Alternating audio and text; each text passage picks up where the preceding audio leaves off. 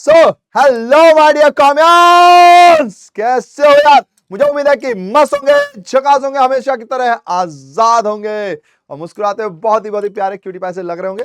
तो चलिए फिर शुरू करते हैं। आज निक्कू भी आए हैं, क्या खास लाए हैं तो देखिए, मैं आपके लिए how to score 100% in CUT exam, इसके लिए स्ट्रेटेजी लेकर आया हूं। देखिए अभी से तैयारी करेंगे क्योंकि सीयूटी एग्जाम बहुत बहुत इंपॉर्टेंट है यार।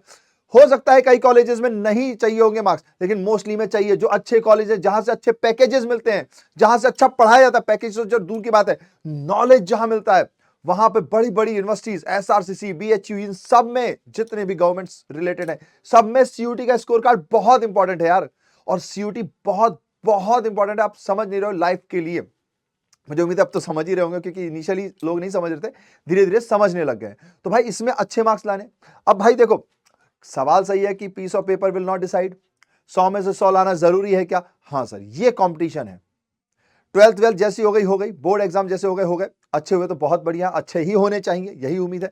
लेकिन सीयूटी बहुत इंपॉर्टेंट, क्योंकि एक एक नंबर से भाई साहब सोच के देखिए, अब ऑल ओवर इंडिया में जितने भी बच्चे हैं सब तैयारी कर रहे हैं सीयूटी की, सबके मार्क्स आएंगे। तो यानी कि एक कंपटीशन है कि जो टॉप पर रहेंगे उन्हीं को टॉप कॉलेजेस मिलेंगे, उन्हीं को फिर वो सारी चीजें मिलेंगी, वो सारी नॉलेज मिलेगी। समझ रहे हो? Of course her school college में कुछ ना कुछ नॉलेज मिलती है, लेकिन फिर उसकी ओर से अपनी ओर का एफर्ट बहुत ज्यादा लगता है ना। तो यहां पर क्या है कि एटलीस्ट हम एक जगह पहुंच जाते हैं तो वहां पर उतनी एफर्ट्स नहीं लगती। तो बहुत इंपॉर्टेंट है, इसीलिए हम स्ट्रेटेजी लेकर आए। कोशिश कीजिए, इसको इंप्लीमेंट कीजिए और फिर मार्क्स लाइए तो डंका बजाइए। और क्या, तो क्या क्या पॉइंट्स है आइए देखते हैं। तो सबसे पहले बिलीव इन योरसेल्फ। सबसे पहली चीज तो भैया 100 नंबर आते भी हैं क्या? किसी के आए भी हैं क्या? पिछले साल आए हैं सर, बहुत सारे बच्चे थे जिनके पूरे में से पूरे आए हैं। आप वीडियोस भी देख सकते हो। समझ रहे हो? तो आते तो हैं। तो पहले तो खुद में भरोसा करो ना यार, कि ये जंग है तो मैं जीतूंगा, क्योंकि मैं तैयार हूं। तो सबसे पहले भरोसा करो कि 100 में 100 आते हैं, और किसी के आते हो ना आते हो, मेरे तो आएंगे। मैं यहां पर हूं तो मेरे तो आएंगे। ये सबसे पहली चीज है। फिर दूसरी चीज, अब भैया मंजिल पाना है, ठीक है, तो मंजिलें तो इंतजार कर रही हैं कि कोई आए और हमें गले लगाए। देखना यह है कि वो कोई कौन होगा। हमारी दुआ तो है वो आप होंगे, लेकिन उसके लिए मेहनत, जज्बा, स्मार्ट वर्क, हार्ड वर्क सब चाहिए पड़ेगा। वो सब आपको लेकर आना पड़ेगा, और जब वो सब ले आओगे तो मंजिल पक्का मिलेगी। ये बिलीव रखो। अब भैया मंजिल तक पहुंचना है तो किस रास्ते जाएंगे? क्या हमें पेड़ मिलेंगे, पहाड़ मिलेंगे, रेगिस्तान मिलेगा, पानी मिलेगा, या आसमान में कूद कर जाना पड़ेगा? ये जानना होता है। यानी कि नो दी सिलेबस। अगर आपको अब सीयूटी जैसे एग्जाम को फोड़ना है तो भैया सिलेबस को जानना है। खास कर देखो, यहां बोर्ड्स का बहुत चक्कर है। स्टेट बोर्ड में कुछ चैप्टर्स हैं, कुछ में नहीं है। सीबीएसई बोर्ड में तो काफी चैप्टर्स ऐसे हैं जो नहीं है, लेकिन सीयूटी में आ रहे हैं। हम तो उसे करा ही रहे हैं, लेकिन पॉइंट यह है कि अब यहां एक बच्चा कंफ्यूज आता है, भैया पहले बोर्ड पे फोकस करें कि वहां करें। तो देखो, मैं तो ये चाहूंगा कि भाई अभी से तैयारी कर लो, ताकि जो एक्स्ट्रा चैप्टर्स हैं वो भी आपको बनने लगे और ज्यादा बर्डन ना हो। लेकिन अब आप ऐसे हो कि भैया नहीं नहीं, जब आएगा तब देखेंगे, तो भाई बोर्ड की अच्छे से तैयारी कर लो। अभी बताऊंगा एक पॉइंट में कि बोर्ड की अच्छे से तैयारी कर ली तो सीयूटी भी क्लियर है सर। बस अब फिर जो एक्स्ट्रा चैप्टर रह जाएंगे वो तब कर लेना। लेकिन ये सही सिचुएशन, मतलब सही ऑप्शन नहीं है। मैं चाहूंगा कि आप अभी से पढ़ो। लेकिन अगर नहीं ही कर रहे हो तो फिर ये घबराना नहीं कि यार ये चैप्टर छूट गया तो क्या हो गया, बोर्ड के बाद देख लेंगे, कोई दिक्कत नहीं है। We all are with you, है ना। पर पॉइंट ये है कि जितने लोग समझदार हैं, प्लीज अभी से कर लेंगे तो फायदा होगा। ठीक है जी। तो सबसे पहले सिलेबस जाना है, कौन सा टॉपिक डिलीटेड है, सीयूटी में क्या क्या आ रहा है, वो सब आपको पढ़ना पड़ेगा। क्योंकि 12th के मार्क्स तो हैं, लेकिन सीयूटी में जो आ रहा है वो आपको करना जरूरी है, वरना तो आप फोड़ ही नहीं पाओगे ना। समझ रहे हो ना? तो सबसे पहले बिलीव, फिर उसके बाद सिलेबस। जैसे ही सिलेबस मिल गया तो डीप नॉलेज भाई, ऊपर ऊपर का पढ़ने से नहीं चलेगा। बड़े बड़े क्वेश्चंस नहीं आते हैं, अंदर अंदर की बात पूछी जाती है। आपसे 4 लाइनों के बीच में ही 2 क्वेश्चन बन जाएंगे, कोई हेडिंग बन जाएगी। कई सब्जेक्ट थ्योरेटिकल होते हैं, वहां पे ईयर पूछा जाता है, ये सारी चीजें पूछी जाती हैं। ऑथर्स के नाम, मतलब जो भी आपके इकोनॉमिस्ट होते हैं या बाकी सारे लोग होते हैं, फादर्स ऑफ मैनेजमेंट, ये सारे नाम्स भी पूछे जा सकते हैं, कुछ भी पूछा जा सकता है। तो एकदम डीप नॉलेज चाहिए होती है। इसके लिए भैया कॉन्सेप्ट क्लैरिटी पूरी चाहिए, थ्योरी का हर एक पार्ट पढ़ना चाहिए। समझ रहे हो? यानी कि इसके लिए आपको short notes, handwritten notes खुद बनाने हैं। प्रैक्टिकल है तो भैया फॉर्मूलेस पे फोकस करना पड़ेगा, फॉर्मेट्स पे फोकस करना पड़ेगा, एंट्रीज पे फोकस करना पड़ेगा। जैसा आपका सब्जेक्ट है उसके हिसाब से सारी तैयारी करनी पड़ेगी सर। हर छोटे पॉइंट्स को ध्यान रखना पड़ेगा, मेन वर्ड्स को ध्यान रखना पड़ेगा। देन थिंकिंग, ये मेरे लिए इंपॉर्टेंट है सर। मैं आपको सच बता रहा हूं, हम पढ़ तो बहुत लेते हैं, लेकिन इस दिमाग को फिल्टर करने का टाइम नहीं दे रहे हैं सर।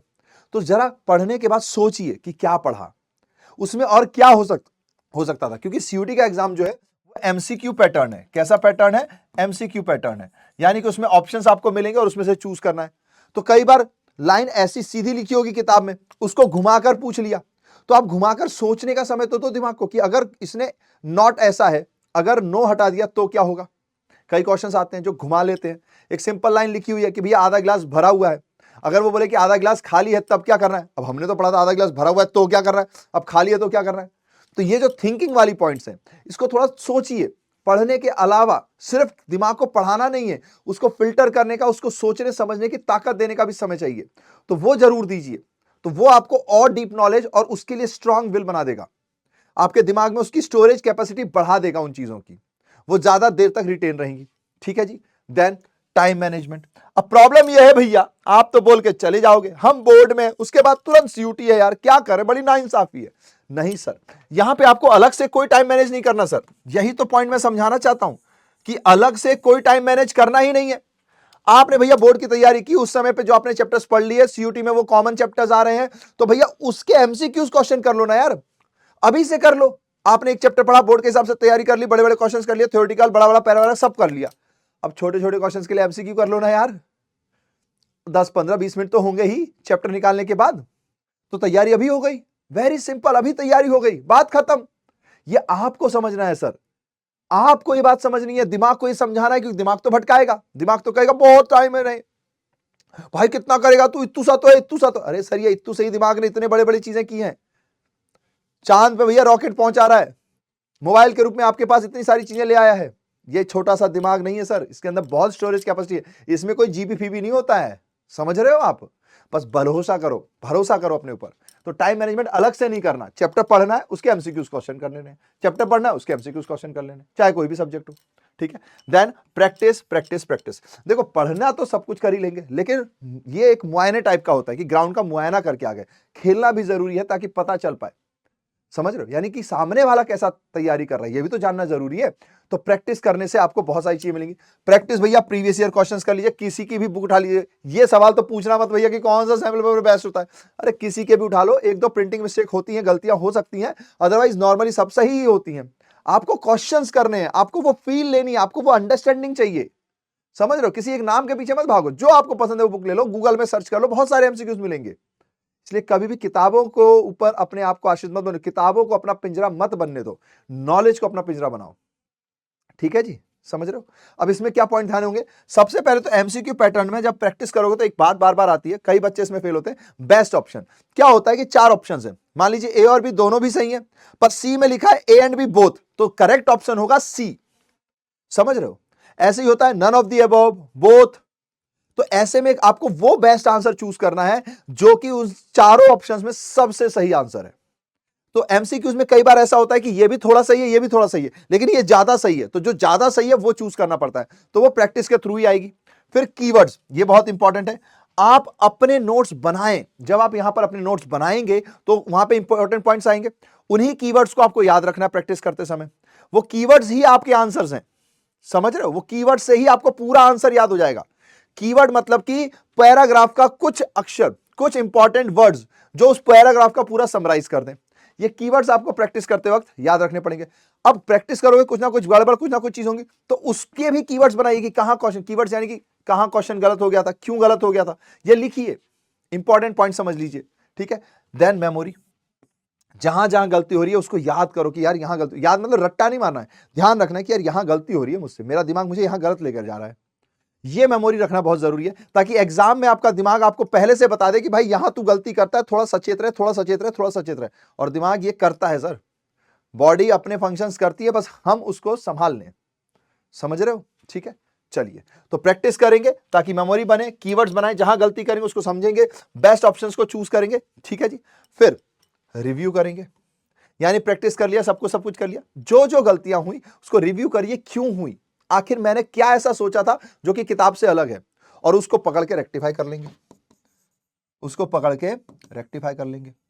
बस सर इतना ही करना है तो हो जाएगा, कोई एक्स्ट्रा बर्डन नहीं लेना सर, बोर्ड के साथ होता है, होगा, बहुत लोगों के 100 आए हैं, आपके भी आएंगे, हमारी दुआएं, हमारी टीम की विशेष सब आपके साथ हैं। ठीक है जी, मेहनत आपको करनी है, मंजिलें इंतजार कर रही हैं कि कोई आए और गले लगा ले, अब वो आप हैं कि नहीं ये आपको तय करना है। हमने राह भी बता दी है। ठीक है जी, चलिए। और ये सब करना हंसते खेलते मुस्कुराते हुए, यार जिंदगी मिली है ना, सब कुछ करेंगे। ठीक है जी, टेंशन नहीं लेना, बस टेंशन नहीं लेना, पर मेहनत भी करनी है। अब भैया मेहनत करते तो टेंशन हो जाती है, तो सर इसके लिए योग कर लीजिए। लेकिन मेहनत करना कभी टेंशन नहीं होनी चाहिए, वो तो खुशी होनी चाहिए कि यार आज मैं मेहनत करके आया हूं। समझ गए? चलिए, तो लेट्स डू इट। बस इतना याद रखना है, करना है और करने से होता है, पर कैसे? मुस्कुराहट के साथ। तो हैव स्माइल, स्प्रेड स्माइल, इस थॉट के साथ चलेंगे आज। तो tata tata tata, bye bye bye bye bye bye.